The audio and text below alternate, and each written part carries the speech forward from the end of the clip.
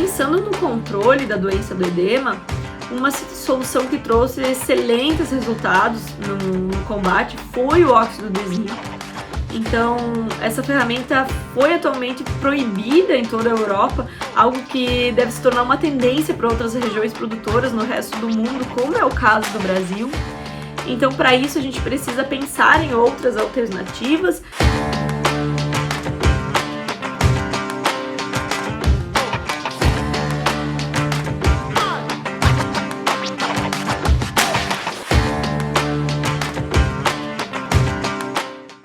Olá, seja muito bem-vindo a mais um Minuto Agro do Presente Rural. Hoje a gerente de serviços veterinários da Ceva Saúde Animal, Marina Walter, vai nos falar sobre doença do edema. Confira. Olá, meu nome é Marina Walter e eu sou gerente de serviços veterinários na Ceva Saúde Animal.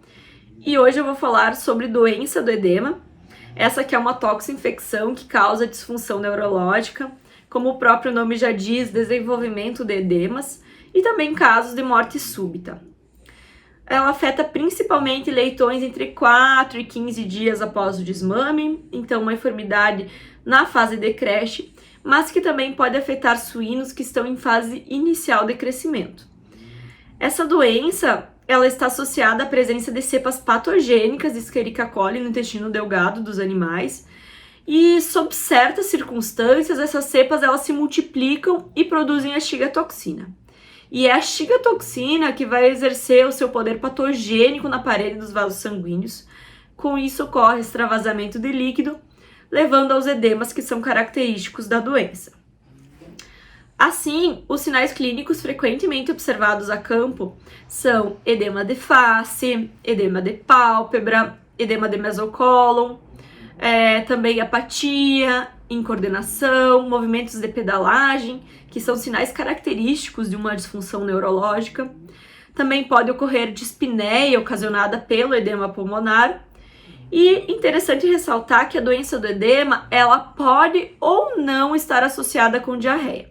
Isso vai depender se existe outro patotipo de Escherichia coli envolvido. Também em casos de infecções agudas, o animal ele pode até mesmo vir a óbito antes de aparecerem os sinais clínicos.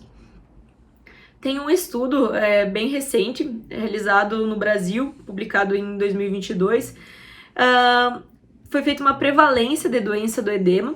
Então, em 5 diferentes estados brasileiros, foram coletadas fezes em 18 creches e a Shigatoxina foi identificada em praticamente 45% das amostras.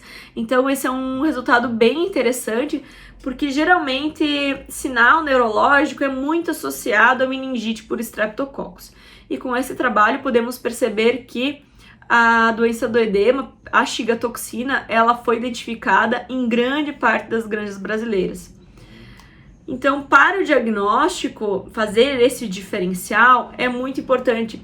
Coletar conteúdo intestinal ou suave retal, que é possível fazer com um animal vivo, onde a gente vai identificar o gene da Shigatoxina via PCR.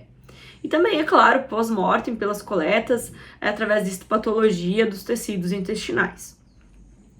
Pensando no controle da doença do edema, uma solução que trouxe excelentes resultados no combate foi o óxido de zinco. Então, essa ferramenta foi atualmente proibida em toda a Europa, algo que deve se tornar uma tendência para outras regiões produtoras no resto do mundo, como é o caso do Brasil. Então, para isso, a gente precisa pensar em outras alternativas. Já se utiliza também antimicrobianos que atuam diretamente na Escherichia coli, mas para prevenção de uma forma mais assertiva para a doença do edema, é importante que a gente forneça proteção contra a Shigatoxina. Por isso, vacinas toxoides se tornaram uma ferramenta aí muito importante.